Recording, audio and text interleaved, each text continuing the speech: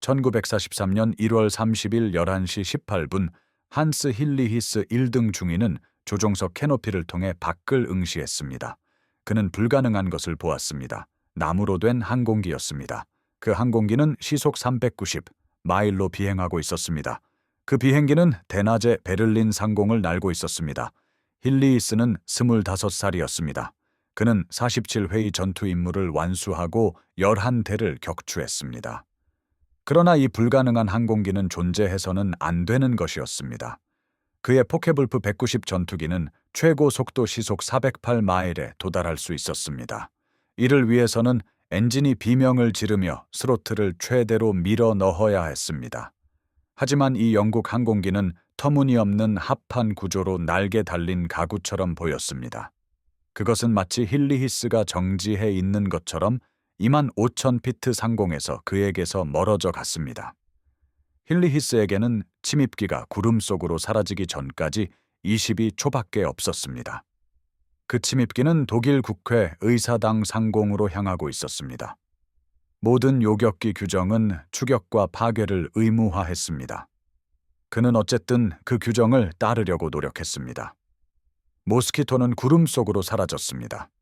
힐리 히스는 급선회하며 모스키토를 찾았습니다. 아무것도 없었습니다.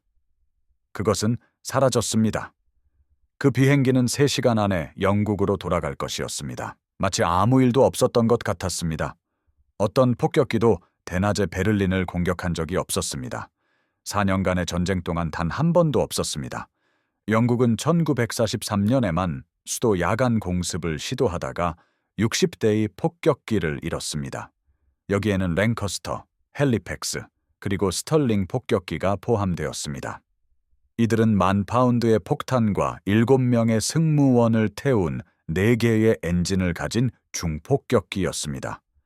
루프트와페는 그들을 무자비하게 학살했습니다. 대공포가 그들을 갈기갈기 찢어 놓았습니다. 독일 야간 전투기들은 그들을 늑대처럼 사냥했습니다. 이 모스키토는 2,000파운드의 폭탄을 실었습니다. 그것은 방어용 기관총이 없었습니다. 승무원은 2명이었습니다. 그것은 전적으로 나무로 만들어졌습니다. 그리고 대낮에 히틀러의 생일 축하 행사를 맴돌며 유유히 귀환했습니다. 나치 독일의 제국 원수인 헤르만 괴링은 기념 방송 중에 폭탄이 터지는 소리를 들었습니다.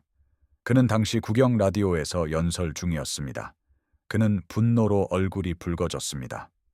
그날 늦게 괴링은 모스키토에 대한 분노를 그의 참모들에게 표했습니다. 그는 그 항공기가 자신을 질투심으로 괴롭게 한다고 말했습니다.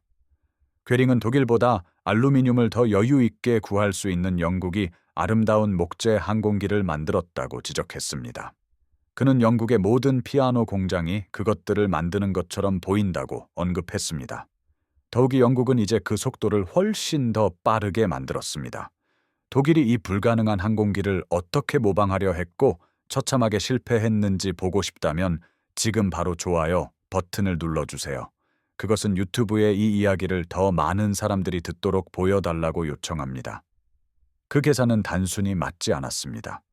금속 전투기보다 빠른 목재 폭격기는 공학의 산물이 아니었습니다. 그것은 환상이었습니다. 독일의 모든 항공 엔지니어들은 이것을 알고 있었습니다. 모든 물리학자들이 그것을 알고 있었습니다. 모든 항공기 설계자들이 그것을 알고 있었습니다. 나무는 무겁습니다. 나무는 약합니다. 나무는 원시적입니다. 훈련용 항공기는 나무로 만듭니다. 전투용 기계는 나무로 만들지 않습니다. 그러나 그것은 거기에 있었습니다. 그것은 레이더에 나타났습니다. 그것은 기관총 카메라 필름에 포착되었습니다.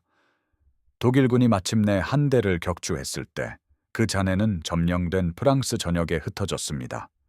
그것은 환상이 아니었습니다. 그것은 물리학이었습니다. 그것은 영국이 알아냈고 독일은 알아내지 못한 실제 물리학이었습니다. 1943년 1월 영국 왕립공군은 33대의 모스키토를 베를린 주간 공습에 보냈습니다. 루프트와페는 그들 중 0대를 격추했습니다. 0대였습니다. 이것은 세계 최고의 방공 시스템에 대항하는 것이었습니다. 이곳은 모든 공습에서 랭커스터 폭격기 전력의 8%를 격추했던 도시였습니다. 모스키토는 연설 중, 퍼레이드 중, 그리고 방송 중에 목표물을 타격했습니다. 그들은 생산을 방해하고 선전을 무력화하며 독일의 자신감을 산산조각냈습니다. 괴링이 할 수 있는 일은 단 하나도 없었습니다. 폭격기 손실 통계가 이 이야기를 명확히 보여주었습니다. 랭커스터 폭격기는 출격당 2.13%의 손실률을 기록했습니다. 이는 47번째 임무마다 조종사들이 사망했음을 의미했습니다. 스털링 폭격기는 3.81%의 손실률을 경험했습니다. 이는 26번째 임무마다 사망으로 이어졌습니다. 헬리팩스 폭격기는 2.75%의 손실률을 보였습니다. 이는 36번째 임무마다 조종사들이 사망했음을 의미했습니다. 드하빌랜드 모스키토는 0.63%의 손실률을 기록했습니다. 이는 159번째 임무마다 사망하는 것을 의미했습니다. 그것은 유럽 전역의 모든 연합군 폭격기 중 압도적으로 가장 낮은 손실률이었습니다. 속도가 한 가지 요인이었지만 전부는 아니었습니다. 루프트바페는 모스키토를 잡을 만큼 빠른 항공기를 가지고 있었습니다.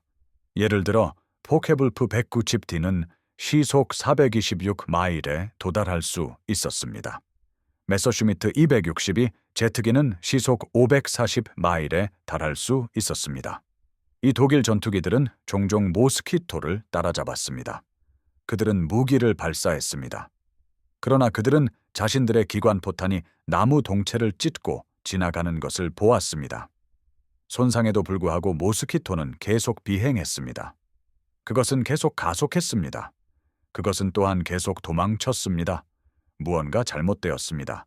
독일인들이 이해하지 못하는 것이었습니다. 1943년 2월 프랑스 아베빌에서 루프트바페 정비공들이 모스키토 잔해를 둘러쌌습니다. 그것은 정찰 임무에서 이륙하다 추락했습니다.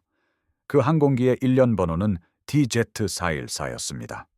그 항공기는 총격을 받고 불타고 있었으며 조종사는 조종석에서 사망한 상태였습니다. 그러나 그것은 대부분 온전했습니다. 이것은 독일군이 확보한 최초의 완전한 표본이었습니다. 그들은 합판과 기본적인 가구 등급의 구조를 예상했습니다. 그들이 발견한 것은 전혀 이치에 맞지 않았습니다.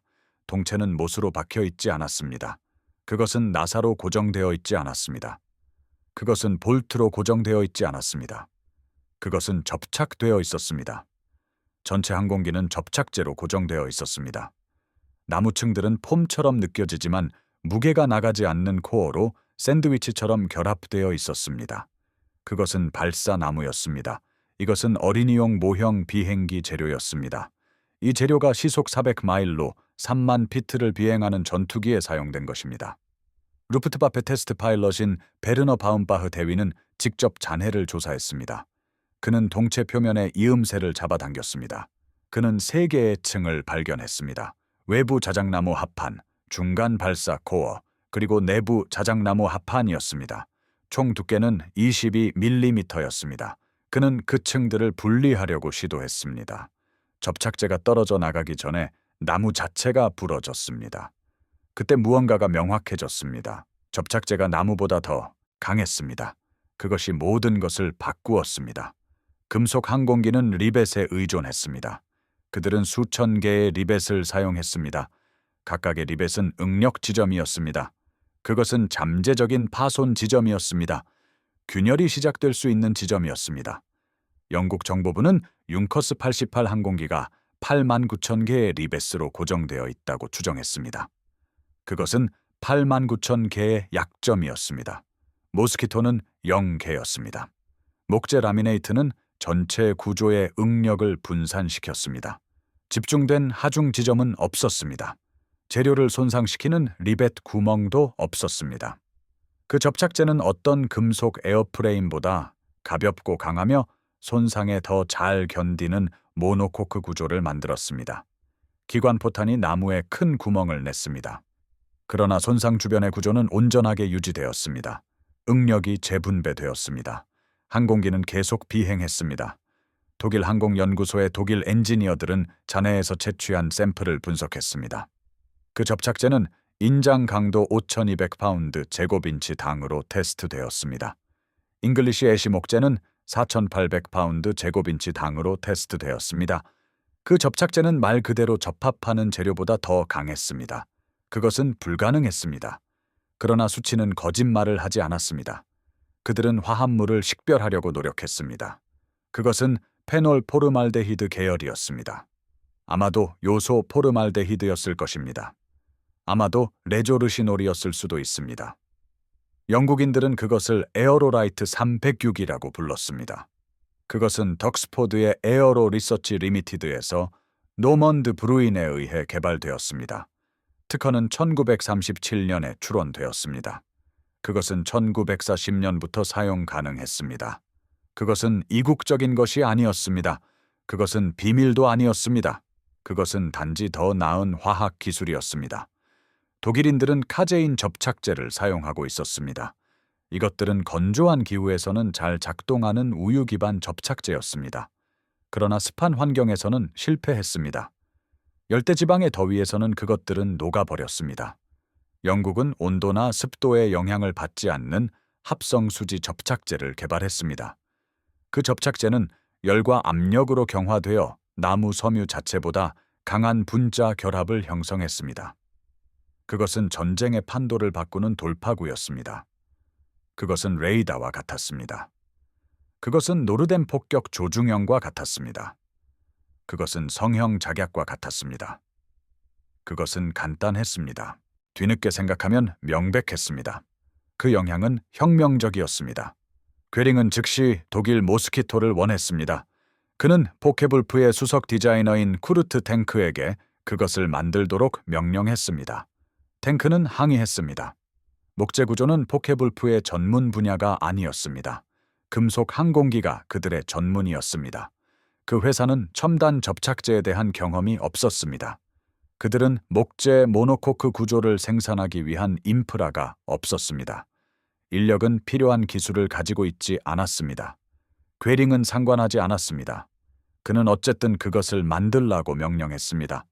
타 154, 즉 모스키토라고 명명된 이 항공기는 독일의 목자의 경이었습니다. 그것은 영국 원본과 동일한 기본 배치도를 가진 쌍발 엔진 야간 전투기였습니다. 그것은 6개월 만에 설계되었습니다. 첫 번째 시제품은 1943년 7월에 비행했습니다. 그 성능은 유망해 보였습니다. 그것은 2만 피트 상공에서 시속 404마일에 도달했습니다. 그것은 두 문이 마크 108 30mm 기관포로 무장했습니다. 또한 FUG-212 리히텐슈타인 C1 레이더를 장착했습니다. 서류상으로는 작동했습니다. 타 154는 태고 필름이 필요했습니다. 이것은 열과 압력해 목재 라미네이트를 접착하는 페놀 포르말데히드 접착 필름이었습니다. 그것은 항공기 제작에 완벽했습니다. 문제는 단 하나였습니다. 태고 필름은 단 한 공장에서 생산되었습니다. 이 공장은 독일 바랄레에 있는 바랄라 칼크베르크였습니다. 백업 생산 시설도 대체 공급 업체도 없는 단 하나의 공장이었습니다. 1944년 3월 폭격기 사령부는 발할라를 공격했습니다. 그들은 400톤의 폭탄을 투하했습니다. 공장은 3일 동안 불탔습니다. 태고 필름 생산은 영구적으로 중단되었습니다. 탱크는 선택의 여지가 없었습니다. 그는 다이나미트 노벨 카우리트 30이라는 카제인 기반 대체 접착제로 전환했습니다. 독일 항공부는 그것을 승인했습니다. 테스트 결과 6개월 동안 충분한 강도를 보였습니다. 그러나 정상적인 대기 조건에서 6개월 후 카우리트 30은 열화되었습니다. 결합이 약화되었습니다. 응력 균열이 나타났습니다. 날개가 박리되기 시작했습니다. 1944년 11월 28일 독일 바트 아델하이드 비행장에서 테스트 파일럿 하인츠 샤이더 하워는 타 154 V15를 고속 시험 비행에 태웠습니다. 고도는 10,000피트였습니다. 속도는 시속 380마일에 도달했습니다. 비행은 14분간 지속되었습니다. 14시 47분에 우현 날개가 동체에서 분리되었습니다. 샤이더 하워는 충돌 시 사망했습니다. 추락 후 분석 결과 여러 접착 지점에서 접착제 결함이 발견되었습니다. 대체 접착제는 지속적인 고속 하중을 견딜 수 없었습니다. 독일은 모든 타 154 항공기의 비행을 중단시켰습니다. 여기에는 50대유 모든 항공기가 포함되었습니다. 그것은 모든 생산 항공기와 모든 시제품을 의미했습니다. 그것들은 무기한으로 운항이 중단되었습니다. 이 프로그램은 1945년 1월에 종료되었습니다. 총 50대의 타 154가 제작되었습니다. 그러나 그 어떤 것도 작전에 투입되지 못했습니다. 그것들은 전투 임무 0회를 비행했습니다. 독일인들은 영국 항공기를 모방하려고 했습니다. 그들은 형태를 모방했습니다. 그들은 엔진을 모방했습니다. 그들은 무기를 모방했습니다. 그들은 실제로 중요한 것을 제외한 모든 것을 모방했습니다. 그들은 접착제를 모방하는 데 실패했습니다. 그들은 화학 기술을 모방하는 데 실패했습니다. 그들은 모든 것을 함께 묶는 보이지 않는 기술을 모방하는 데 실패했습니다. 그것이 없으면 타 154는 그저 프로펠러 달린 땔감에 불과했습니다. 한편 모스키토는 계속 비행했습니다. 그것은 계속 비행했습니다. 그것은 계속 비행했습니다.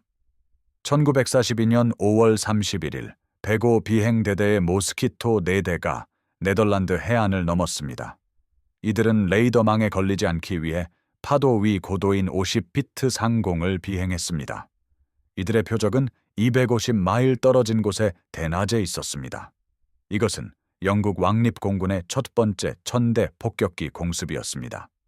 이 4대의 목재 항공기는 가장 먼저 도착해야 했습니다. 중폭격기보다 먼저 도착해야 했습니다. 선도기와 다른 어떤 항공기보다도 먼저 도착해야 했습니다. 모스키토들은 오직 속도와 각각 2,000파운드짜리 폭탄 한 발만 탑재했습니다. 이들은 총좌도 사수도 방어용 무장도 없었습니다. 대신 이들은 롤스로이스 멀린 엔진 2대에 의존했습니다. 각각 1460마력을 뿜어냈습니다. 조종사들은 종종 규정을 단순한 제안으로 여겼습니다. 조지 페리 편대장이 대형을 이끌었습니다. 그는 28살이었고 42번의 전투 임무를 완수했습니다. 그는 네덜란드 농지 위 30피트 상공을 시속 290마일로 비행했습니다. 농부들은 모스키토들이 굉금을 내며 지나갈 때 위를 올려다보았습니다. 누군가 전화에 닿았을 때쯤에는 항공기는 이미 40마일 떨어진 곳에 있었습니다. 이들은 코엘른 상공에서 1500피트로 상승했습니다. 대공포 사격이 시작되었습니다. 방어망은 너무 느렸습니다. 모스키토들은 이미 시속 340마일로 가속하고 있었습니다. 페리 편대장은 오후 3시 23분에 폭탄을 투하했습니다. 표적은 코엘른 도이츠 철도역이었고 직격탄이었습니다. 다른 세대의 모스키토는 연막 표식 위에 폭탄을 떨어뜨렸습니다. 이로 인해 3발의 직격탄이 더 발생했습니다. 4발의 폭탄이 4개의 표적에 명중하여 모두 파괴되었습니다. 이 임무는 사상자 없이 완료되었습니다. 8시간 후 1047대의 폭격기가 도착했습니다. 여기에는 랭커스터, 헬리팩스, 스털링 등이 포함되었습니다. 웰링턴과 햄던 같은 다른 항공기들도 참여했습니다. 이들은 도시 600에이커를 파괴했습니다. 그러나 이들은 40대의 항공기를 잃었습니다. 모스키토들은 이미 영국으로 돌아와 재급유를 마치고 다음 임무를 준비했습니다. 그날 밤 교리가 바뀌었습니다. 모스키토들이 먼저 들어가지 않으면 중폭격기는 살아남을 수 없었습니다. 모스키토들은 표적을 표시하는 빠른 공격기였습니다. 이들은 또한 방어망을 혼란시키고 주력 부대에서 화력을 분산시켰습니다. 제8그룹 패스파인더 부대는 1942년 8월에 결성되었습니다. 모스키토들은 전쟁이 끝날 때까지 모든 주요 공습을 이끌었습니다. 그러나 진정으로 중요한 혁신은 조각조각 이루어졌습니다. 그것은 작은 수정과 미세한 개선을 포함했습니다. 각각의 개선은 이전의 것을 기반으로 구축되었습니다. 1942년 9월 109 비행대대의 에드워드 시스모어 비행단장은 베를린 공습 중 무언가를 알아차렸습니다. 독일의 탐조 등은 고속으로 비행하는 모스키토를 추적할 수 없었습니다. 조작병들은 항공기 앞쪽을 조준하여 보정했습니다. 이것은 표적을 선도하는 표준 대공포 교리였습니다. 이들은 항공기가 현재 있는 곳이 아니라 앞으로 있을 곳에 사격했습니다. 시스모어는 다른 것을 시도했습니다. 탐조등이 고정되는 순간 그는 3초 동안 스로틀을 역으로 돌렸습니다. 모스키토는 시속 350마일에서 시속 310마일로 감속했습니다. 대공포탄은 400야드 앞에서 폭발했습니다. 그런 다음 그는 사수들이 조정하기 전에 스로틀을 다시 완전히 열어 시속 350마일로 돌아왔습니다. 이것은 효과가 있었습니다. 그는 이 기술을 다른 조종사들과 공유했습니다. 그들은 이것을 채택하고 정제했으며 변형을 추가했습니다. 이것은 모스키토 징크로 알려지게 되었습니다. 이것은 예측 불가능한 속도 변화를 무작위 강력으로 포함했습니다. 이 기동은 대공포 손실을 40% 줄였습니다. 1943년 1월 제프리드 해빌랜드 편대장이 지붕 접근법을 개발했습니다. 그는 항공기 설계자의 아들이었습니다. 전통적인 교리는 최소 2만 피트의 고고도에서 폭격할 것을 제안했습니다. 이것은 대공포 사격과 적 전투기 위에서 안전을 유지하기 위함이었습니다. 그러나 모스키토는 다른 전술을 수행할 수 있었습니다.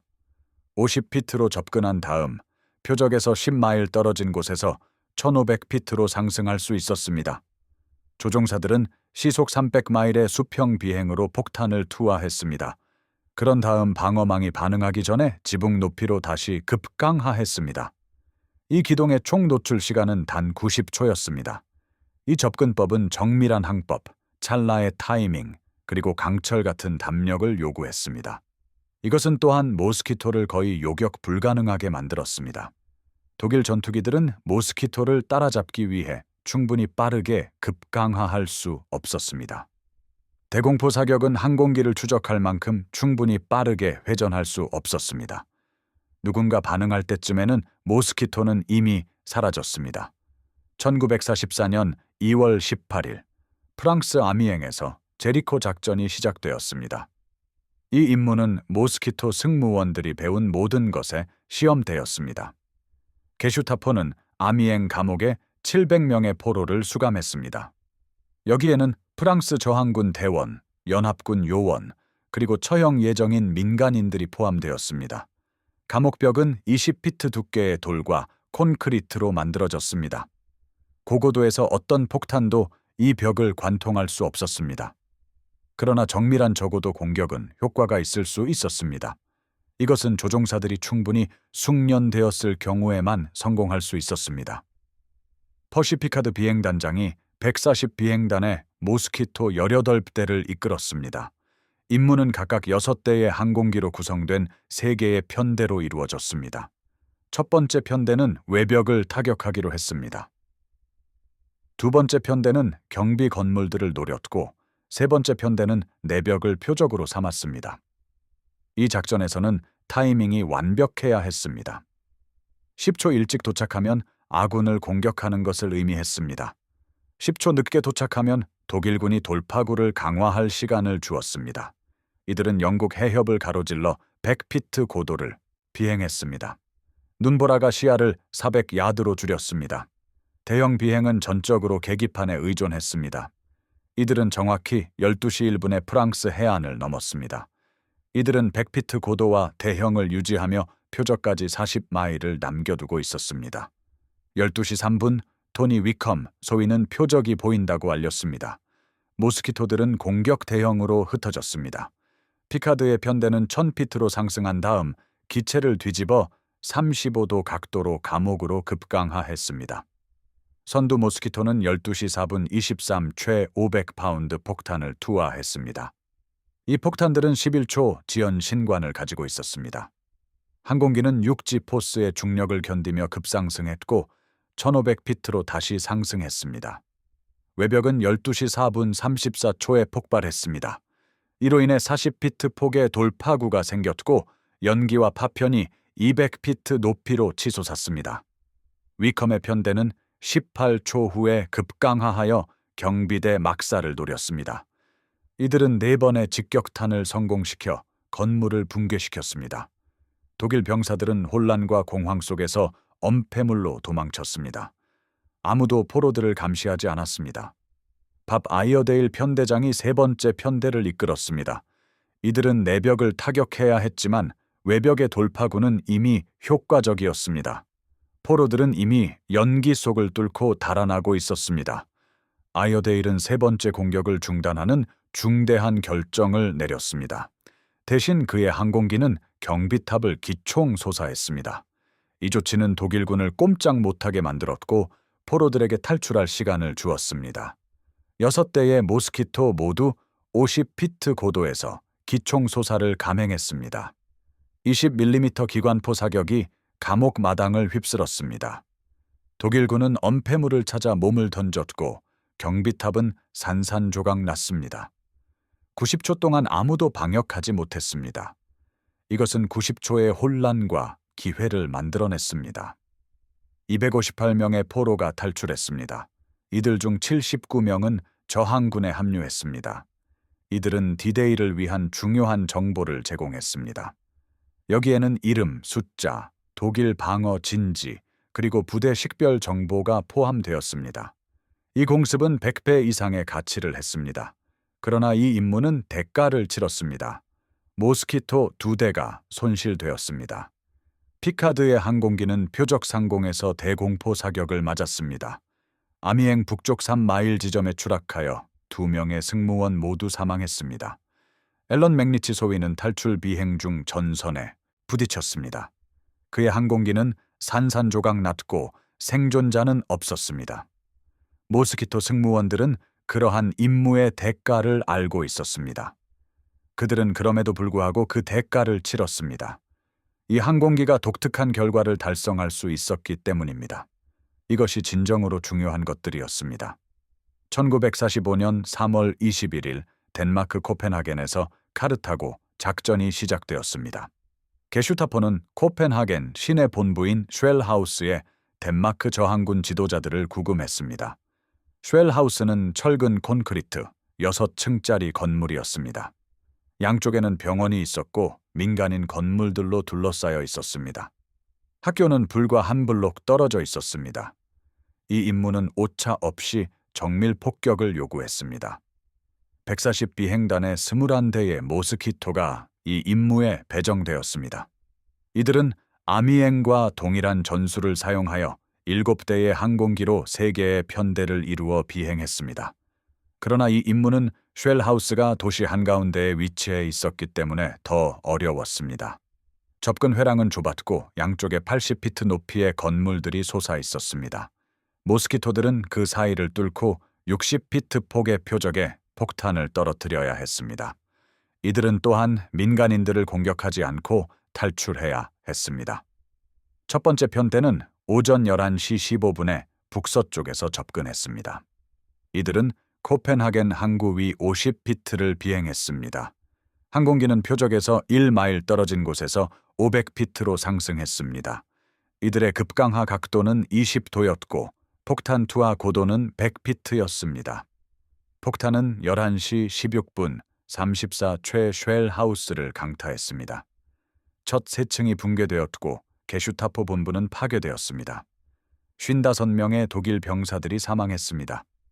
8명의 저항군 포로도 폭발로 사망했지만 18명은 탈출하는 데 성공했습니다. 두 번째 편대는 30초 후에 상위 3층을 노려 타격했습니다. 건물 전체가 불타고 있었습니다. 세 번째 편대는 민간인 사상자를 목격하고 공격을 중단했습니다. 한 대의 모스키토가 접근 중 건물에 부딪혀 프랑스 학교로 추락했습니다. 이 사건으로 86명의 어린이가 사망했으며 이는 공습의 최악의 실수였습니다. 그러나 쉘하우스는 4일 동안 불탔습니다. 게슈타포는 덴마크 저항군에 대해 수집했던 모든 파일, 기록, 그리고 정보를 잃었습니다. 저항군 네트워크는 살아남아 해방될 때까지 작전을 계속했습니다. 궁극적으로 이 공습은 엄청난 대가를 치렀지만 성공했습니다. 독일군은 모스키토들을 막기 위해 모든 것을 시도했습니다. 이들은 새로운 레이더 시스템, 더 빠른 전투기, 더 강력한 대공포 사격, 그리고 더 나은 전술을 사용했습니다. 그러나 어떤 것도 항공기에 일관되게 효과적이지 않았습니다. 독일군은 더 많은 모스키토들을 포획하여 연구했습니다. 그들은 항공기를 시험하며 접착제 강도, 목재 밀도, 그리고 엔진 성능을 측정했습니다.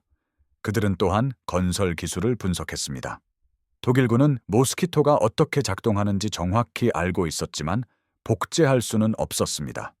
영국은 더 나은 접착제 화학, 목재 처리 과정, 그리고 제조 기술을 가지고 있었습니다. 그들은 4년의 선두를 달렸고 4년 동안 정제 작업을 거쳤습니다. 이 산업 경험은 독일군이 따라잡을 수 없는 것이었습니다. 루프트바페는 심지어 포획한 모스키토들을 사용하기도 했습니다. 특수작전 부대인 KG-200은 최소 4대의 모스키토를 운용했습니다. 이들은 1944년과 1945년 사이에 이 항공기들을 사용했습니다. 이 항공기들은 영국 상공에서 정찰 임무를 수행하고 요원들을 투하했습니다. 이들은 또한 독일 방어망을 시험했습니다. 포획된 모스키토들은 처음에는 완벽하게 작동했습니다. 그러나 결국 예비 부품이 바닥났습니다. 접착제는 열화되었고 목재는 균열이 생겼습니다. 영국의 공급망과 전문 지식 없이는 모스키토들은 단순히 부서져 버렸습니다. 1944년 말까지 독일 조종사들은 모스키토를 모스키토 슈렉, 즉 모스키토의 공포라고 불렀습니다. 그들은 고속으로 나는 멀린 엔진의 독특한 윙윙거리는 소리를 알아차렸습니다. 그들은 또한 그것을 아마 잡지 못할 것이라는 것을 알고 있었습니다. 더 빠른 전투기를 타고 고도 우위를 점하더라도 모스키토는 단순히 도망칠 수 있었습니다. 해수면에서 급강하하여 시속 420마일까지 가속할 수 있었습니다. 항공기는 독일 전투기들이 따라잡으려다가 연료가 바닥날 때까지 이 속도를 유지했습니다. 나머지 이야기는 통계가 말해줍니다. 전체 모스키토 생산량은 항공기 7,781대에 달했습니다. 이 항공기들은 영국, 캐나다, 그리고 호주에서 제작되었습니다. 공장들은 하루 24시간 가동되었습니다. 피아노 제조사, 가구 제조업체, 그리고 캐비닛 제작소들이 모두 기여했습니다. 나무를 다룰 줄 아는 사람이라면 누구든지 참여했습니다. 이 항공기는 제작이 매우 간단했고 제조상의 오차를 잘 허용했습니다. 심지어 작은 회사들도 전투, 준비가 된 기체를 생산할 수 있었습니다. 거대한 산업단지는 필요하지 않았습니다. 숙련된 목공 기술자와 올바른 접착제만 있으면 충분했습니다. 총 전투 출격 횟수는 39,795회에 달했습니다. 모스키토는 전쟁의 모든 전역에서 작전했습니다. 여기에는 유럽, 지중해, 그리고 태평양이 포함되었습니다. 이들은 인도와 범해에서도 복무했습니다. 이들의 임무는 선도 작전, 정밀 폭격, 그리고 야간 전투기 임무였습니다. 또한 이들은 사진 정찰, 해상 공격, 그리고 선박 차단 임무를 수행했습니다. 이것은 모스키토를 영국 공군 보유 항공기 중 가장 다재다능한 항공기로 만들었습니다. 총 손실은 254대의 항공기였습니다. 이는 0.63%의 손실률이었습니다. 통계적으로 승무원 한 명은 159번째 임무마다 사망했습니다. 이를 랭커스터와 비교해 보십시오. 랭커스터는 47번째 임무마다 승무원 한 명이 손실되었습니다. 헬리팩스의 경우 36번째 임무마다 손실되었습니다. B-17 플라잉 포트리스는 독일 상공에서 33번째 임무마다 손실을 겪었습니다. 모스키토 승무원들은 전쟁 중 다른 어떤 폭격기 승무원보다 생존 가능성이 높았습니다. 이들의 생존율은 3배 더 높았습니다. 모스키토 야간 전투기는 적기 600대를 격추시켰습니다. 또 다른 278대의 독일 야간 전투기들이 모스키토를 사냥하다 격추되었습니다. 사냥꾼이 오히려 사냥당한 셈이었습니다. 포케볼프 190, 메서슈미트 110, 그리고 융커스 88 야간 전투기들이 그중 하나였습니다. 심지어 빠른 폭격기를 잡기 위해 설계된 특수 하인켈 219 올빼미도 모스키토의 20mm 기관포에 격추되었습니다. 이 목재 항공기는 독일이 배치한 모든 것을 압도했고 더 빨랐으며 더 오래 버텼습니다. 289척의 독일 선박이 모스키토 해상 공격 부대에 의해 침몰되었습니다. 여기에는 고속 어뢰정부터 구축함까지 포함되었습니다. 몰린스 건이라는 57mm 6파운드 함포가 채채 변형기의 기수에 장착되었습니다. 이 함포는 400야드 거리에서 유보트의 압력 선체에 구멍을 낼 수 있었습니다. 연안 사령부 모스키토는 북해와 영국 해협을 순찰했습니다. 이들은 수상으로 나온 잠수함과 보급선을 추격했습니다. 이들은 목표물을 찾아 침몰시키고 안전하게 귀환했습니다. 가장 중요했던 혁신은 속도가 아니었습니다. 고도나 항속 거리도 아니었습니다. 대신 접착제였습니다. 이 보이지 않는 기술은 아무도 알지 못했습니다. 접착제는 항공기 전체가 작동하게 해주었습니다. 접착제가 없었다면 모스키토는 그저 합판에 불과했습니다.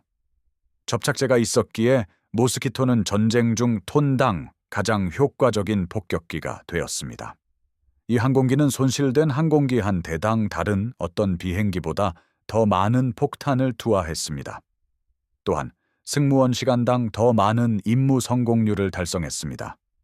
더욱이 설계 제약 내에서 더 많은 전술적 유연성을 제공했습니다. 독일인들은 이것을 알고 있었습니다. 1944년까지 독일 공군 정보부는 에어로라이트 306, 리덕스 접착제, 그리고 샌드위치 구조 기술에 대한 완전한 기술 사양을 가지고 있었습니다. 그들은 포획된 견본과 시험 데이터를 가지고 있었습니다. 그러나 그들에게는 대규모로 이 과정을 작동시킬 산업 인프라가 없었습니다. 그들은 화학 반응을 제대로 맞출 수 없었습니다. 인력을 충분히 빨리 훈련시키는 것은 불가능했습니다. 접착제를 열처리할 오토클레이브도 만들 수 없었습니다.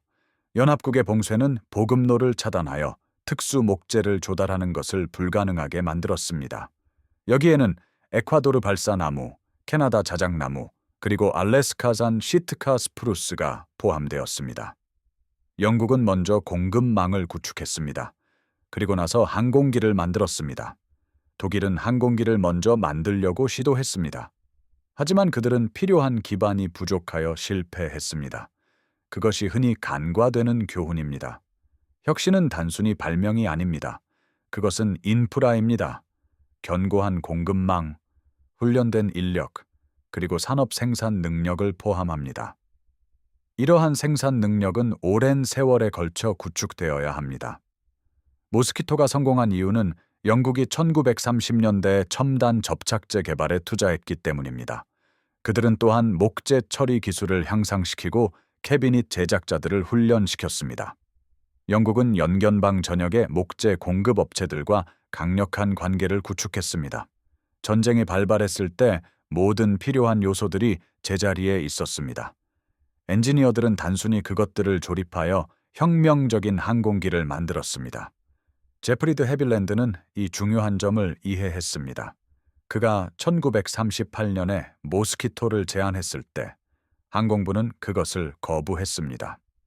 그들은 이 설계를 너무 급진적이고 너무 실험적이며 너무 위험하다고 여겼습니다. 드 해빌랜드는 개인 자금을 사용하여 시제품을 만들었습니다. 그는 1940년 11월 25일에 그것을 비행시켰습니다. 이 비행은 그 성능을 입증하여 항공부가 새로운 현실을 받아들이도록 강요했습니다. 일련 번호 W4050인 시제품은 다른 모든 시제품처럼 노란색으로 도색되었습니다. 첫 비행에서 시속 380마일에 도달했습니다. 이 속도는 당시 운용 중이던 스피트파이어 마크 2보다 빨랐습니다. 또한 영국이 보유한 다른 어떤 항공기보다도 빨랐습니다. 모스키토는 방어무장, 포탑, 그리고 총사수가 없었습니다. 그 성공은 단순히 속도, 나무, 그리고 접착제에 의존했습니다. 제프리드 해빌랜드 주니어가 첫 시험 비행을 직접 조종했습니다. 그의 아버지는 지상에서 지켜보았습니다. 시제품이 착륙했을 때 나이든 드 해빌랜드는 항공기로 걸어갔습니다. 그는 나무 동체를 따라 손을 쓸어 보았습니다. 그리고 나서 그들이 다소 특별한 것을 만들었다고 믿는다고 말했습니다. 다소 특별한이라는 표현은 영국식 자제 표현이었습니다. 그것은 그들이 전쟁의 양상을 영원히 바꾸었다는 의미를 내포하고 있었습니다. 모스키토는 전쟁이 끝난 지 10년 후인 1955년까지 운용되었습니다. 이 항공기는 말라야에서 전투 임무를 수행했습니다. 냉전 기간 동안 소련 시설에 대한 사진 정찰을 수행했습니다. 또한 기상 연구와 표적 견인 임무도 수행했습니다. 모스키토는 거의 모든 종류의 임무를 수행했습니다. 그것의 기본 설계는 훌륭하고 단순하며 혁명적이어서 계속 작동했습니다. 가장 좋은 해결책이 항상 가장 복잡한 것은 아니라는 것을 증명하며 계속 적응했습니다. 오늘날 헨던의 왕립공군 국립박물관에는 모스키토 RS-712가 전시되어 있습니다. 이것은 B-35 폭격기 변형입니다. 이 항공기는 1945년 체스터에서 제작되었습니다. 전투에 참여하지는 않았지만 그곳에 보존되고 복원되어 있습니다. 이 항공기는 혁신이 진정으로 어떤 모습인지를 상기시켜 줍니다. 그것은 화려하거나 복잡하지 않습니다. 대신 오래된 재료의 새로운 방식으로 적용된 더 나은 화학 기술을 나타냅니다. 스미소니언 국립항공우주박물관은 모스키토 B-35N-35MK를 소유하고 있습니다. 이것은 마지막 비행 가능한 항공기 중 하나입니다. 버지니아 비치의 군사항공박물관에서 복원했습니다. 설계가 완성된 지 80년이 지난 오늘날에도 여전히 비행하고 있습니다. 멀린 엔진은 계속 작동합니다. 나무 동체는 여전히 견고하게 유지됩니다. 접착제는 여전히 그 기능을 수행합니다. 좋은 공학에는 유통기한이 없습니다. 독일인들은 이 교훈을 힘든 방식으로 배웠습니다. 그들은 모스키토를 복사하려 시도했고 타-154기를 만들었습니다. 그들은 올바른 형태를 구현했습니다. 엔진은 비슷했고 성능도 거의 적절했습니다. 하지만 그들은 접착제를 완벽하게 만들지 못했습니다. 올바른 접착제가 없으면 항공기 전체가 말 그대로 분해되었습니다. 비행 중에 날개가 분리되었습니다. 동체는 박리되었고 조종면은 고장났습니다. 이것은 항공기를 붙들고 있는 접착제가 부품 자체보다 더 중요하다는 것을 그들이 이해하지 못했기 때문에 발생했습니다. 헤르만 괴링은 다른 맥락에서 모스키토를 보고 기술 전쟁에서 졌다는 것을 깨달았다고 말했습니다. 그는 옳았습니다. 이것은 독일이 좋은 항공기를 만들 수 없었기 때문이 아니었습니다. 그들은 사실 훌륭한 항공기를 만들었습니다. 포케불프 190은 훌륭했습니다. 메서슈미트 EU 기제트기는 혁명적이었습니다. 하인켈 219 야간 전투기는 뛰어났습니다. 독일은 재능 있는 엔지니어, 숙련된 노동자, 첨단 금속 공학, 그리고 최첨단 공기 역학 기술을 보유하고 있었습니다. 하지만 그들에게는 접착제가 없었습니다. 이 단순하고 매력적이지 않으며 보이지 않는 기술이 영국 목재 폭격기를 효과적으로 만들었습니다. 그들이 그 중요성을 깨달았을 때 전쟁은 이미 끝나 있었습니다. 그것이 모스키토의 진짜 이야기입니다. 그것은 속도, 고도 또는 임무에 관한 것이 아닙니다. 이야기는 접착제, 즉 기반에 관한 것입니다. 그것은 다른 모든 것을 가능하게 한 보이지 않는 요소입니다. 독일 엔지니어들은 1943년 2월에 포획된 모스키토를 해체했습니다. 그들은 잔해 속에서 진실을 발견했습니다. 그들은 그들의 발견을 기록하고 보고했으며 그 함의를 이해했습니다. 그러나 이해가 항상 능력과 같지는 않습니다. 무언가가 어떻게 작동하는지 안다고 해서 그것을 만들 수 있는 것은 아닙니다. 특히 그것을 만드는데 오랜 세월이 걸리는 완전한 산업 생태계가 필요할 때 더욱 그렇습니다. 모스키토는 저기술 재료와 고기술 제조법의 조합이 저기술 제조법과 고기술 재료의 조합을 능가할 수 있음을 증명했습니다. 나무와 접착제는 궁극적으로 알루미늄과 리벳을 물리쳤습니다. 이것은 영국이 독일보다 화학을 더 잘 이해했기 때문입니다. 그것은 그만큼 간단했습니다. 만약 그 교훈이 1945년에 끝났다고 믿는다면 현대의 복합 재료 항공기를 생각해 보십시오. 이 항공기들은 탄소 섬유, 에폭시 수지, 그리고 오토클레이브, 경화 기술을 사용합니다. 또한 폼 코어가 있는 샌드위치 구조를 특징으로 합니다. 그 기저 개념, 원리, 그리고 기본 기술은 노먼드 브루네가 1937년에 에어로라이트 306을 위해 개발했던 것과 동일합니다. 재료만 현대적일 뿐입니다. F-35 전투기는 기체 전체의 복합 구조를 사용합니다. 보잉 787 드림라이너는 무게의 50%가 복합 재료입니다. 에어버스 350은 날개, 동체, 그리고 꼬리 부분에 탄소 섬유를 활용합니다. 이 모든 항공기는 1940년에 개발된 목재 폭격기에서 기술적 계보를 찾을 수 있습니다. 이것은 10년 전에 복엽기를 제조했던 회사였습니다. 이들 모두는 접착제 기술에 의존하여 적층 구조를 함께 고정합니다. 이들 모두는 모스키토가 이례적인 것이 아니었음을 증명합니다. 그것은 70년 일찍 나타난 미래였습니다. 모스키토를 조종했던 사람들은 자신들이 복합 재료 항공기 기술을 개척하고 있다는 것을 알지 못했습니다. 그들은 단지 항공기가 작동한다는 것을 알았습니다. 그것은 그들을 살려주고 집으로 돌아오게 했습니다. 그것만으로 그들에게는 충분했습니다. 독일인들은 잔해를 연구하고 접착 강도를 측정하며 구조를 역설계하려고 노력했습니다. 그들은 중요한 것을 발견했다는 것을 알았습니다. 그것은 그들의 쪽에서 필적할 수 없는 것이었습니다. 그들의 전시 경제는 붕괴하고 있었습니다. 연합군의 폭격은 공장들을 파괴하고 있었습니다. 그들의 숙련된 인력은 베르마흐트로 징집되었습니다. 그들은 설계도와 재료를 가지고 있었습니다. 하지만 그들에게는 시간이 없었습니다. 그것이 전쟁입니다. 그것은 단지 무기나 전술에 관한 것이 아닙니다. 전쟁은 인프라, 공급망, 그리고 산업 생산 능력을 포함합니다. 이것들은 보이는 시스템이 기능하도록 하는 보이지 않는 시스템입니다. 독일인들은 1930년대에 접착제 전쟁에서 패배했습니다.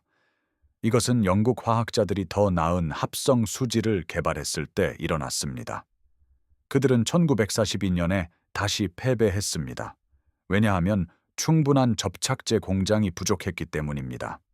마지막으로 그들은 1914년에 패배했습니다. 이것은 폭격기 사령부가 태고 필름을 만드는 유일한 공장을 파괴했고 백업 계획이 없었을 때 발생했습니다. 모스키토는 계속 비행했습니다. 타 1호사는 결코 실전에 투입되지 못했습니다. 그들은 같은 개념과 임무를 공유했습니다. 그러나 그들은 다른 결과를 가졌습니다. 이는 한쪽에는 기반이 있었고 다른 한쪽에는 없었기 때문입니다. 이 이야기가 저희에게 그랬던 것처럼 여러분의 마음에도 울림을 주었다면 지금 바로 한 가지 부탁을 들어주세요. 좋아요 버튼을 눌러주시기 바랍니다. 좋아요 하나하나가 유튜브가 이 이야기를 더 많은 시청자에게 보여주도록 권장합니다. 구독하고 알림을 켜주세요. 저희는 매일 먼지 쌓인 기록 보관소에서 잊힌 이야기들을 찾아내고 있습니다. 이것들은 화학으로 전쟁 방식을 바꾼 엔지니어들에 대한 이야기입니다. 그들은 금속 전투기보다 더 빠르게 목재 항공기를 조종했던 조종사들에 관한 것입니다. 그들은 피아노 공장에서 폭격기를 제작했던 장인들에 대한 이야기입니다. 이것은 실제 사람들의 이야기이며 실제 혁신이자 실제 역사입니다. 지금 바로 댓글을 남겨주세요. 어디에서 시청하고 계신지 알려주세요. 미국, 영국, 캐나다, 호주, 독일, 인도 아니면 필리핀에 계십니까? 저희 커뮤니티는 전 세계에 걸쳐 있습니다. 여러분은 단순한 시청자가 아닙니다. 여러분은 이러한 기억들을 계속 살아있게 하는데 기여하고 있습니다. 여러분의 위치를 알려주세요. 가족 중 복무했던 분이 계시다면 알려주세요. 모스키토를 본 적이 있다면 저희에게 알려주세요. 단순히 여러분이 여기에 있다는 것을 알려주세요. 시청해주셔서 감사합니다. 에어로 리서치 리미티드의 엔지니어들이 기억될 수 있도록 해주셔서 감사합니다. 배고 비행대대 조종사들이 기억될 수 있도록 해주셔서 감사합니다. 햇필드에서 토론토까지의 공장에서 7,781대의 모스키토를 제작했던 작업자들이 기억될 수 있도록 해주셔서 감사합니다. 그들의 이야기가 침묵 속에 사라지지 않도록 해주셔서 감사합니다. 이 사람들은 합판과 접착제로 세상을 바꾸었습니다. 여러분은 세상이 그들을 기억하도록 돕고 있습니다.